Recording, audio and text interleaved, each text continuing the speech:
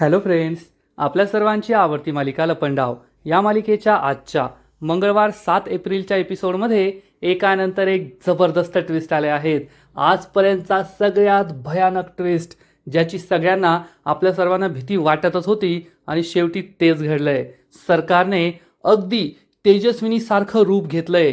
तेजस्विनीसारखी साडी, तेजस्विनीसारखी हेअरस्टाईल, तेजस्विनीसारखा मेकअप, तेजस्विनीसारखंच बॉडी पोश्चर, तिच्यासारखंच वाकणं, उभं राहणं, तिच्यासारखेच हावभाव, अगदी तिने तेजस्विनीसारखंच रूप घेतलंय आणि ती सखीसमोर मीच खरी तेजस्विनी आहे असा आवाहनतीये. आणि आता घरातील कोणालाच कळत नाहीये की खरी तेजस्विनी कोण आहे. म्हणजे सरकारला हे समजलंय की आता सखी आणि घरातील सगळ्यांचा विश्वास पटलाय की सरकार खोटाडी आहे, सखीची खरी आई नाहीये. त्यामुळे सरकारने हा आपला शेवटचा डाव टाकलाय. पण तिच्या या नेहल्यावर देहला टाकायला कान्हा हा पूर्णपणे सज्ज झालाय. मग कान्हा खऱ्या तेजस्विनीला कसं शोधून काढणार, सरकारचे दात कसे घशात घालणार, हे जाणून घेण्यासाठी हा व्हिडिओ शेवटपर्यंत नक्की पहा. फ्रेंड्स, आजच्या एपिसोडच्या सुरुवातीलाच घरातील सगळेजण मस्त नाश्ता करायला बसलेले असतात. सखी तेथे येते आणि सरकारला म्हणते, सरकार, मला तुम्हाला एक प्रश्न विचारायचा आहे.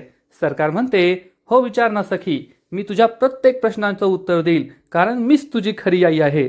सरकारला खूप ओव्हर कॉन्फिडन्स असतो आणि सखी तिला प्रश्न विचारते, सरकार, सर्दी झाल्यावर आपण काय करतो, कोणते घरगुती उपचार करतो. सरकार उत्तर देते, घरगुती उपचार म्हणजे तेच, आपण काढा घेतो किंवा मग घरी असल्यावर आपण फॅन AC बंद करतो आणि सर्दीचं औषध घेतो, हेच घरगुती उपचार करतो. सखी म्हणते, ठीक आहे, मग काल रात्री तुम्ही हे घरगुती उपचार माझ्यावर का नाही केले.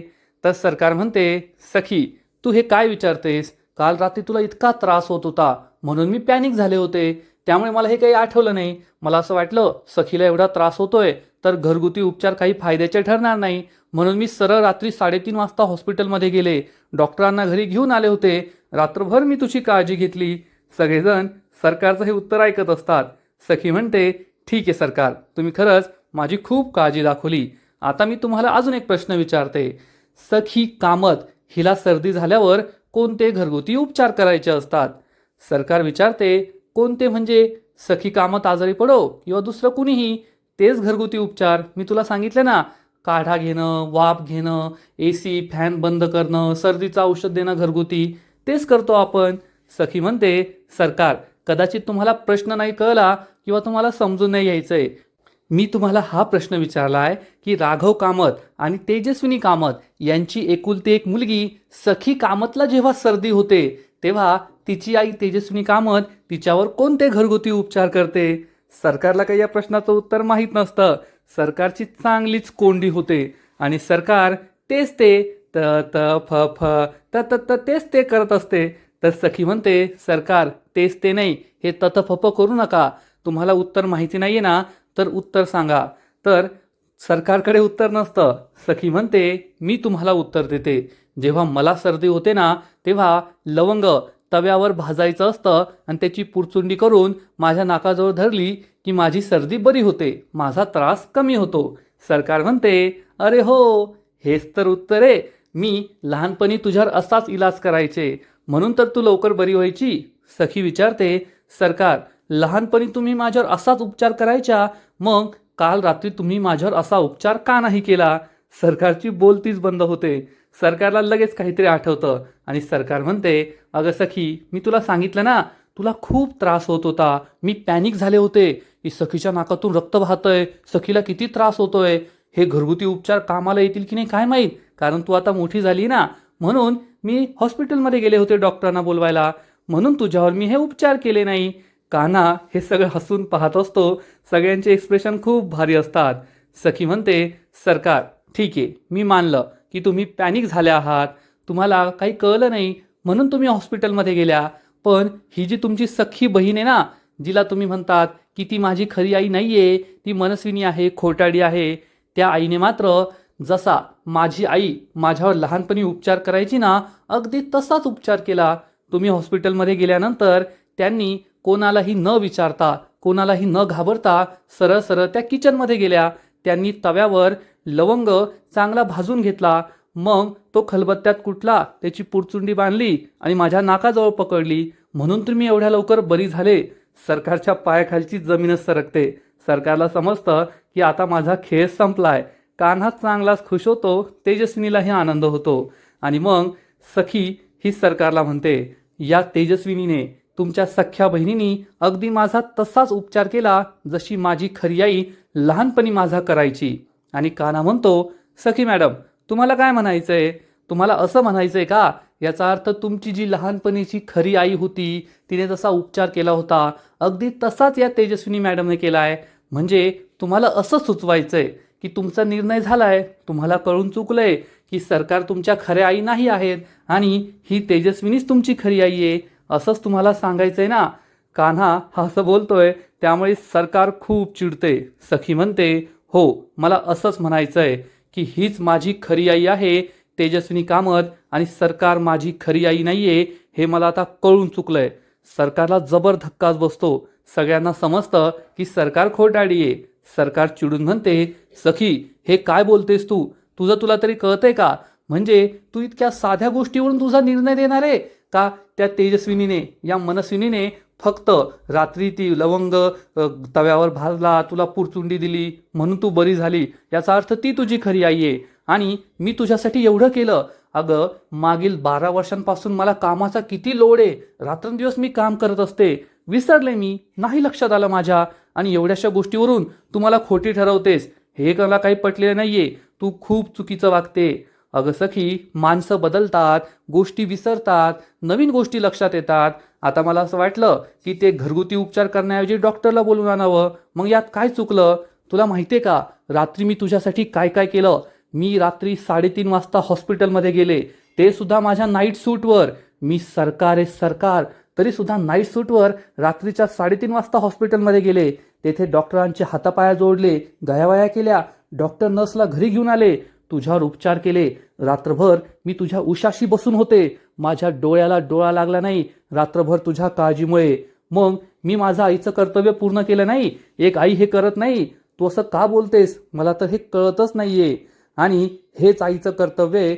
सखी, तू जो हा निर्णय सांगते ना की मी घरगुती उपचार केले नाही, हे खूप चुकीचं आहे. एक आईचं कर्तव्य मी पूर्ण केलंय. उलट या मनस्विनीपेक्षा चांगलं कर्तव्य मी पूर्ण केलंय. रात्रभर मी तुझ्या काळजी धावपळ करत होते, रात्रभर जागी होते. त्यामुळे तुझा हा निर्णय एकदम चुकीचा आहे. तू चुकीचा विचार करतेस. सखी ही सरकारला विचारते, ठीक आहे सरकार, मी मान्य केलं. रात्रभर तुम्ही माझ्यासाठी खूप धावपळ केली. रात्री 3:30 वाजता हॉस्पिटलमध्ये गेला, डॉक्टरांना आणलं, माझ्या उशाशी बसून राहिला, रात्रभर तुमच्या डोळ्याला डोळा लागला नाही. पण आज सकाळी जेव्हा मी झोपेतून उठले आणि तुम्ही सुद्धा झोपल्या होता, तुम्ही सुद्धा उठला, तेव्हा तुम्ही मला काय प्रश्न विचारला? सरकारला लगेचच आठवतं की सरकारने हीच कॅसेट वाजवली होती. रात्रभर तिने सखीसाठी काय काय केलं या सगळ्यांचा पाढा तिने वाचून दाखवला होता. आणि सखी सांगते, तुम्ही रात्रभर माझ्यासाठी काय काय केलं हे मला बोलून दाखवलं, पण तुमच्या या सख्या बहिणीने मात्र मला काहीच बोलून नाही दाखवलं की तिने माझ्यासाठी काय काय केलंय. रात्रभर ती किती काळजी करत होती. तुमच्या सख्या बहिणीने मला फक्त एकच प्रश्न विचारला, कशी आहेस सखी बाळा, आता बरं वाटतंय का? आणि खऱ्या आईचं हेच लक्ष नसतं. तिने आपल्या बाळासाठी काय काय केलंय हे ती कधीच बोलून दाखवत नाही. तिला फक्त आपल्या बाळाची काळजी असते. आपलं बाळ बरं आहे की नाही, त्याची तब्येत बरी आहे की नाही याची काळजी वाटत असते. आणि आता मला माझ्या सगळ्या प्रश्नांची उत्तरं मिळाली आहे. हीच माझी खरी आई आहे आणि तुम्ही माझी खरी आई नाही आहात हे मला कळून चुकलंय. तेजस्विनी खूप इमोशनल होते. तर सरकार मात्र लगेच आपला पुढचा डाव टाकते आणि म्हणते, सखी, मी काय म्हणते, आता रात्री जे काही घडलं ना ते सगळं विसरून जा. आज 3रा दिवस आहे, 3रा राऊंड. आज तुम्हाला काय प्रश्न विचारणार ना तो विचार ना. त्याच्यावरून ठरव की कोण खरी तेजस्विनी आहे आणि कोण खोटी आहे. रात्री जे काही घडलं ते आता विसरून जा, ते कशाला मनात ठेवायचं? तर सखी म्हणते, नाही सरकार, एक गोष्ट तुमच्या लक्षात नाही आली. हे सगळं रात्री किती वाजता घडलं? सरकार सांगते रात्री 3:30 वाजता. सखी म्हणते, मग रात्री 12 वाजता तर नवीन दिवस सुरू होतो. याचा अर्थ हे जे काही झालं, माझा आजारपण, माझा इलाज झाला, हीच आपली 3री फेरी होती. आणि या 3ऱ्या फेरीमध्ये मला सगळ्या प्रश्नांची उत्तरं मिळाली आहेत. आता माझ्याकडे तुम्हाला विचारायला कोणताही प्रश्न नाही राहिलाय. मला कळून चुकलंय की तुमची ही सख्खी बहीण तीच माझी खरी आई तेजस्विनी कामत आहे आणि तुम्ही माझी खरी आई नाही आहात. सरकारच्या पायाखालची जमीनच सरकते आणि मग सखी ही सर्वांसमोर घोषित करते की या ज्या आहेत सरकारच्या सख्ख्या बहीण याच खऱ्या तेजस्विनी कामत आहे आणि यांनीच तिसरा राऊंड जिंकलाय. सखीने असं घोषित केल्यानंतर परशुराम सगळ्यात आधी टाळ्या वाजवायला लागतो. त्यानंतर मीनाक्षी, कान्हा, गौतम हे सगळे जोरजोरात टाळ्या वाजवतात. तेजस्विनीला आनंद होतो, पण सरकारचा चेहरा मात्र चांगलाच पडतो. सरकारला काय बोलावं काय करावं ते कळतच नाही. सरकार खूप चिडलेली असते आणि कान्हा म्हणतो याचा अर्थ आता तिसरी फेरीसुद्धा तेजस्विनी मॅडम जिंकल्यात, म्हणजे आता स्कोअर झालाय तेजस्वी मॅडम 3 आणि सरकार 0. सरकारला खूप राग येतो आणि ती चिडून म्हणते कान्हा तू असशील 0. ही सरकार कधीच 0 नव्हती आणि कधीच 0 राहणार नाहीये. पहिली फेरी मी जिंकले होते, त्यामुळे स्कोर आहे 1 आणि 2 हे लक्षात ठेवायचं. कान्हा म्हणतो अरे हो सरकार, मी तर ते विसरलोच होतो की तुम्ही पहिली फेरी जिंकला होता ना. असं म्हणून कान्हा हा सखीकडे पाहतो, कारण पहिल्या फेरीमधला प्लॅन आपल्या सगळ्यांना माहिती आहे, तो दुधीच्या कडू ज्यूसचा. पण सरकारला असं वाटत असतं की पहिली फेरी तीच जिंकली आहे. सरकार चिडून म्हणते मी ही पहिली फेरी जिंकले होते, पुढच्या 2 फेऱ्या हरले, पण शेवटची फेरी मीच जिंकणार आणि बराबरी करणार. हे मी सिद्ध करून दाखवणारच की मीच खरी तेजस्विनी कामत आहे. असं म्हणून सरकार रागारागाने तिथून निघून जाते. तेजस्विनीला खूप वाईट वाटतं आणि तेजस्विनी हर्षदाला म्हणते हर्षदा ती जरी खोटारडी असली तरीसुद्धा ती माझी बहीण आहे आणि माझ्या या घरातून कुणीच उपाशी पोटी जात नाही, त्यामुळे तिच्या नाश्त्याचं बघ. हर्षदा म्हणते ठीक आहे आणि ती तेथून जाते. सगळ्यांना तेजस्विनीचं हे खरं रूप खूप आवडतं की खरंच तेजस्विनी किती चांगलं वागते सगळ्यांशी. आणि गौतम हा कान्हाला म्हणतो कान्हा मला तुझ्याशी महत्त्वाचं बोलायचं आहे, माझ्या रूममध्ये. गौतम आणि कान्हा तेथून निघून जातात आणि सखी तेजस्विनीकडे पाहते आणि म्हणते आज मला किती वर्षानंतर माझी खरी आई मला पुन्हा एकदा सापडली आहे असं वाटतंय. सखी तेजस्विनीकडे प्रेमाने पाहते, तेजस्विनी तिच्याकडे प्रेमाने पाहते आणि दोघीजणी खूप इमोशनल होतात. तर इकडे सरकार तिच्या रूममध्ये येते. आज पुन्हा एकदा मी हरले, त्या तेजस्विनीने मला हरवलं, त्यामुळे सरकारला राग आलेला असतो आणि सरकार तोडफोड सुरू करते. तिला हे सहनच होत नाही की मी कशी हरले.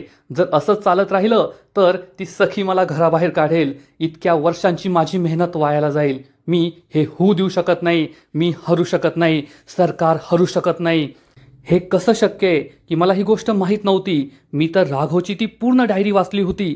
त्यात सखीला सर्दी झाल्यावर तेजस्विनी काय करते ही माहिती असायला हवी होती आणि मला जर ते माहिती असतं तर कालचा राऊंडसुद्धा मीच जिंकले असते.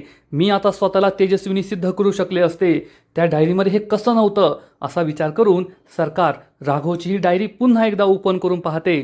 डायरीची सगळी पानं चाळत असते की कोठे लिहिलंय की सखीला सर्दी झाल्यावर तेजस्विनी काय करायची. पण ही डायरी खोटी आहे हे आपल्या सगळ्यांना माहिती आहे. ही राघवची नाही तर आपल्या कान्हाची डायरी आहे, त्यामुळे यात असं काहीच लिहिलेलं नसतं. सरकारला प्रश्न पडतो यात काहीच लिहिलेलं नाहीये, असं कसं शक्य आहे. यात हे लिहायला हवं होतं ना, कारण सखीला एवढा त्रास होत असेल तर राघवने यात नक्कीच काहीतरी लिहिलं असेल. आणि सरकार पुन्हा एकदा या डायरीची पानं चाळते, पण तिला असं लिहिलेलं कोठेच सापडत नाही. सरकारला खूप राग येतो, हे कसं शक्य आहे. आणि तेवढ्यात तिच्या डोक्यात एक शंका येते, जर या डायरीत हे लिहिलेलं नाहीये याचा अर्थ ही डायरी खरी आहे की खोटी आहे. कुणी माझ्या विरुद्ध काही प्लॅन तर तयार केला नाहीये ना, कुणी मला फसवत तर नाहीये ना, हा प्रश्न सरकारला पडतो. आणि इकडे गौतम आणि कान्हा याबद्दलच बोलत असतात. कान्हाने गौतमला सांगितलेलं असतं की सरकारला मी एक डायरी दिली आहे आणि ही डायरी राघव कामतची आहे असं त्यांना भासवलंय. गौतमला आश्चर्याचा धक्काच बसतो. गौतम म्हणतो हे कसं शक्य आहे. कान्हा तू सरकारला फसवलंस, सरकारला पूर्ण येड्यात काढलंयस तू. कान्हा म्हणतो काका मी फक्त सरकारच्या ओव्हर कॉन्फिडन्सचा फायदा करून घेतलाय. त्यांना अति आत्मविश्वास आहे आणि जेव्हा एखाद्या माणसाला अति आत्मविश्वास होतो ना तेव्हा तो मूर्खासारखा वागू लागतो आणि त्याला वेड्यात काढणं खूप सोपं असतं. सरकारबरोबर मी तेच केलंय. मी ती डायरी लिहिली, ती डायरी जुनी आहे असं भासवलं आणि सरकारच्या विश्वासू माणसाकडूनच सरकारला ती डायरी पुरवली. त्यामुळे सरकारचा पूर्ण विश्वास बसलाय की ही डायरी राघव कामाची आहे आणि त्यातूनच मी त्या कडू दुधीच्या ज्यूसचं असत्यसुद्धा त्यांच्यापर्यंत पोहोचवलं. सरकारला असं वाटतंय की पहिला राऊंड त्या जिंकल्या आहेत, परंतु पहिल्या राऊंड त्या हरल्या आहेत हे सखीला सुद्धा माहिती आहे आणि सरकार खोटारडे आहेत हे आता सखीला सुद्धा पटलंय. कान्हा हा गौतमला सगळं सत्य सांगतो की त्यानंतर जत्रेमध्ये काय काय घडलं होतं हे सुद्धा तेजस्विनीने सखीला सांगितलं. दोघी खूप खुश होत्या, एकमेकांसमोर हसून टाळ्या देत होत्या. हा सगळा प्रसंग सुद्धा कान्हा गौतमला सांगतो आणि गौतम म्हणतो, खरंच कान्हा तू खूप हुशार आहेस. तू एवढा हुशार असशील की सरकारला सुद्धा बाटलीत उतरवशील असं मला नव्हतं वाटलं. पण या दोघांचं बोलणं चक्क सरकार ऐकते. आता सरकार तेथे कशी पोहोचली, सरकारने हे का ऐकलं आणि कान्हाला काय गरज पडली गौतमला हे सगळं सत्य सांगायचं, याचं काहीच उत्तर नाही आहे. हे कळतच नाही. पण हे सगळं का घडलं हाच मोठा प्रश्न आपल्या सगळ्यांना पडला आहे की सरकार तेथे कशी पोहोचली. कदाचित सरकारला सगळं कळावं, नवीन ट्विस्ट यावा, यामुळे हे सगळं घडलं आहे. आणि मग हे सत्य ऐकून सरकार आपल्या रूममध्ये परत येते आणि ही डायरी पाहते. तेव्हा तिच्या लक्षात येतं, अरे हो, ही तर कान्हाची हँडरायटिंग आहे. म्हणजे कान्हाने मला फसवलंय, कान्हाने मला वेड्यात काढलंय असा विचार करून सरकार खूप चिडते आणि ही डायरी टारा टारा फारा फारा अशी फाडून टाकते. त्याच वेळेस तेथे हर्षदा येते आणि सरकार या डायरीची पानं हर्षदाच्या तोंडावर फेकून मारते. हर्षदा चांगलीच घाबरते. सरकार तिला म्हणते, आत्ताच्या आत्ता हा पसारा उचलायचा आणि इथून बाहेर घेऊन जायचा. पण हा पसारा म्हणजे डायरीची पानं नसतात, तर सरकारने जी तोडफोड केलेली असते, तिचे परफ्यूम वगैरे फेकून दिलेले असतात, फेकझोक केलेली असते ते असते. परंतु सरकारची हीच चूक तिला खूप महागात पडणार आहे. कारण सरकारने हे जे काही खाली फेकलंय ना, परफ्यूम डिओ वगैरे, यामध्ये चक्क सरकारच्या कॉन्टॅक्ट लेन्सेस असतात. तुम्हाला आठवत असेल की तेजस्विनी आणि मनस्विनीमध्ये सगळ्यात मोठा फरक म्हणजे या दोघींच्या डोळ्यांचा रंग. या दोघींच्या डोळ्यांचा रंग वेगवेगळा आहे आणि सरकार मी तेजस्विनी आहे हे भासवण्यासाठी मागील 10 वर्षांपासून कॉन्टॅक्ट लेन्सेस वापरून स्वतःच्या डोळ्यांचा रंग बदलते. आणि सरकारचं हे सत्य लवकरच सगळ्यांसमोर येणारे. सरकारच्या डोळ्यांचा रंग यावरूनच खऱ्या सरकारची आणि खऱ्या तेजस्विनीची ओळख पटणार आहे. पण ते पुढं घडणार आहे, पण सरकारला हे माहीत नसतं. आणि इकडे कान्हा गौतमला सांगतो, गौतम काका आता फक्त 24 तासाच्या आत हे सिद्ध होईल की सरकार खोटारडे आहेत आणि खरी तेजस्विनी कामत कोण आहे. मग मी हाताला धरून सरकारला या घराबाहेर काढणार आणि या घरावरचा सरकारचा सरकार राज कायमचा संपणार. परंतु गौतम हा कान्हाला समजावून सांगतो, कान्हा सरकारला इतक्या हलक्यात घेऊ नको. तू आत्ताच म्हणत होता ना की सरकारचा घात सरकारच्या अति आत्मविश्वासाने केलाय, ओव्हर कॉन्फिडन्सने केलाय. मग तू सुद्धा ओव्हर कॉन्फिडन्समध्ये येऊ नकोस. कारण सरकार ही वेळेवर काहीही करू शकते. सरकार वेळेवर सगळं काही बदलू शकते. ती असा काही डाव टाकेल की सगळा गेम 360 डिग्रीने फिरेल. त्यामुळे तिच्यावर विश्वास ठेवू नको.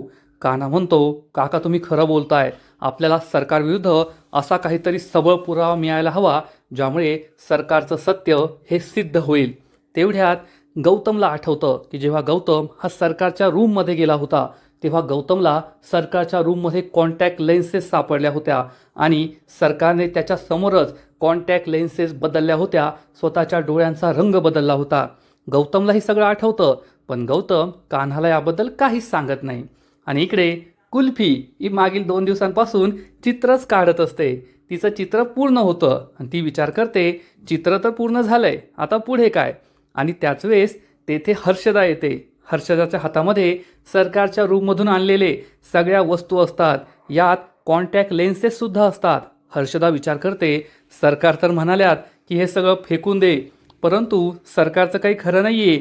मी हे फेकून दिलं आणि सरकारने परत मागितलं तर माझी नोकरी गेलीच म्हणून समजा. त्यामुळे हे सगळं मी जपून ठेवते असा विचार हर्षदा करत असते. आणि त्याच वेळेस कुल्फी तिला म्हणते, हर्षदाताई माझं एक काम करशील का. हर्षदा हो म्हणते आणि सरकारच्या रूममधून आणलेल्या या सगळ्या वस्तू कुल्फीच्या टेबलवरच ठेवून देते आणि कुल्फीचं काम करायला जाते. कुल्फी या सगळ्या चित्राकडे पाहते आणि विचार करते की कान्हा जिजू मला म्हणाला होता की मी तुला कलर पॅलेट आणून देईल.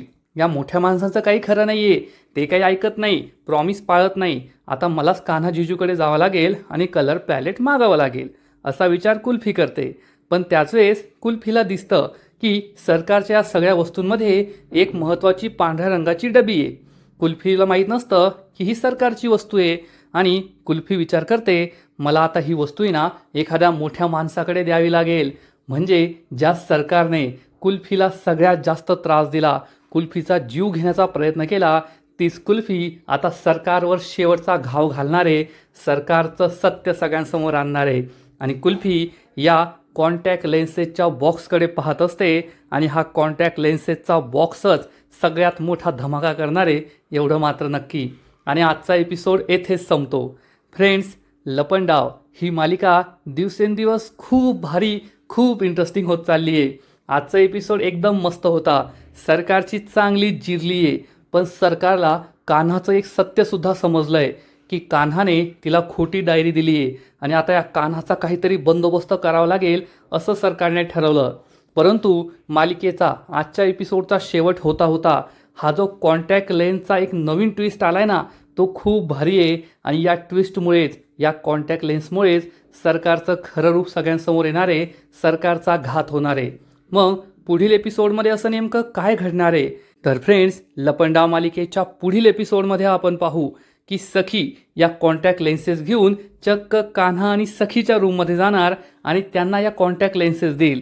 कान्हा हा सखीला विचारणार की सखी मॅडम, आपल्या घरामध्ये कॉन्टॅक्ट लेन्सेस कोण वापरतं? तर सखी म्हणेल, नाही, माझ्या पाहण्यात तर कुणीच नाही, आपल्या घरात कुणीच कॉन्टॅक्ट लेन्स वापरत नाही, कारण सरकार ही लपून छपून कॉन्टॅक्ट लेन्स वापरते, त्यामुळे सखीला माहीत नसेल. पण कान्हा म्हणणार, कॉन्टॅक्ट लेन्स कुणी वापरत नाही, मग आपल्या घरात कॉन्टॅक्ट लेन्सेस कशा आल्या? नक्कीच कुणीतरी वापरत असेल जे आपल्याला माहीत नाही आहे. कान्हाला शंका येईल, या कॉन्टॅक्ट लेन्सेसचं नक्कीच काहीतरी रहस्य आहे. आणि घरात रहस्य म्हटल्यावर सरकार हे एकमेव उत्तर असतं. आणि कान्हा या कॉन्टॅक्ट लेन्सेसबद्दल विचार करत असेल.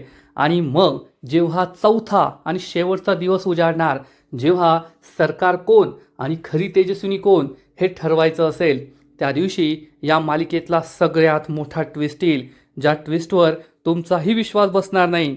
सरकारने असा काहीतरी डाव टाकलेला असेल, अशी खेळी खेळलेली असेल, ज्यामुळे सगळ्यांच्याच पायाखालची जमीन सरकणार. सरकारने चक्क तेजस्विनीसारखंच अवतार घेतलेला असेल. म्हणजे असं वाटणार की समोर सरकार आणि तेजस्विनी नाही उभी आहे, तर मधोमध आरसा ठेवलाय, एकच व्यक्ती आहे आणि त्याचं प्रतिबिंब समोर दिसतंय. सरकार ही किती मोठी ॲक्टर आहे आपल्या सगळ्यांना माहिती आहे. सरकारने अगदी तेजस्विनीसारखी साडी नेसलेली असेल, तिच्यासारखी हेअरस्टाईल केलेली असेल, तिच्यासारखा मेकअप केलेला असेल. एवढंच नाही तर तेजस्विनीसारखं घाबरत कचरत बोलणं, तेजस्विनीसारखं असं पोट पाठ पुढे करून उभं राहणं, तिच्यासारखं जेस्चर, तिच्यासारखं पोश्चर, सगळं अगदी हुबेहूब तेजस्विनीसारखं असेल. आणि मग सखीच्या आजूबाजूला या दोघी उभ्या राहतील. सरकारने आता स्वतःची ओळख लपून टाकलेली असेल. मी सरकार आहे असं ती नाही दाखवणार, तर ती सखीसमोर असं दाखवेल की मी तेजस्विनी आहे. म्हणजे आता सखीच्या घरात एक सरकार आणि एक तेजस्विनी नाही आहे, तर दोन्ही तेजस्विनी आहेत. सरकार आता कधीच नाही दाखवणार की ती तेजस्विनी आहे. सरकार ही आता स्वतःला तेजस्विनी म्हणून दाखवत असेल. ती तेजस्विनी जिला मागील 12 वर्षांपासून सरकारने कालकोठडीमध्ये कोंडून ठेवलं होतं. आणि सखीला काहीच कळणार नाही. एकदा खरी तेजस्विनी म्हणणार की सखी ही मनस्विनी आहे, सरकार आहे, ती तुला फसवतीये, हा तिचा डाव आहे, तिला माहीत होतं की आज ती हरणार आहे, म्हणून तिने हा सगळा प्लॅन तयार केलाय, तिच्यावर विश्वास ठेवू नको. त्याच वेळेस खोटी तेजस्विनी म्हणजे सरकार मनस्विनीसुद्धा म्हणेल, हो सखी, ही खोटी आहे, ती सरकार आहे, तिने माझ्यासारखं रूप घेतलंय, माझ्यासारखी साडी हेअरस्टाईल मेकअप केलाय, ती खोटाडी आहे, हा तिचा डाव आहे, तिच्यावर विश्वास ठेवू नको. त्यामुळे सखीला जबर धक्का बसेल. कोण खरी आणि कोण खोटी हे सखीला कळणारच नाही. दोघींचे हावभाव, आवाज, बोलणं सगळं सारखंच असेल. फक्त एक गोष्ट वेगळी असेल, ती म्हणजे डोळे, कॉन्टॅक्ट लेन्सेस. आणि आता कॉन्टॅक्ट लेन्सेसमुळेच खरा खुलासा होणार आहे की खरी सरकार, खरी तेजस्विनी कोण आहे. तर फ्रेंड्स, हा ट्विस्ट तुम्हाला सुद्धा पाहायला आवडेल ना? नक्कीच कमेंट करून सांगा. आणि लपंडाव मालिकेचे असेच नवीन नवीन एपिसोड, नवीन नवीन अपडेट सर्वात आधी पाहण्यासाठी व्हिडिओला लाईक करा, शेअर करा, चॅनलला सबस्क्राईब करून बेल आयकॉनवर क्लिक करा. म्हणजे या मालिकेचे नवीन नवीन एपिसोड तुम्हाला सर्वात आधी पाहायला मिळतील. खूप खूप खूप धन्यवाद.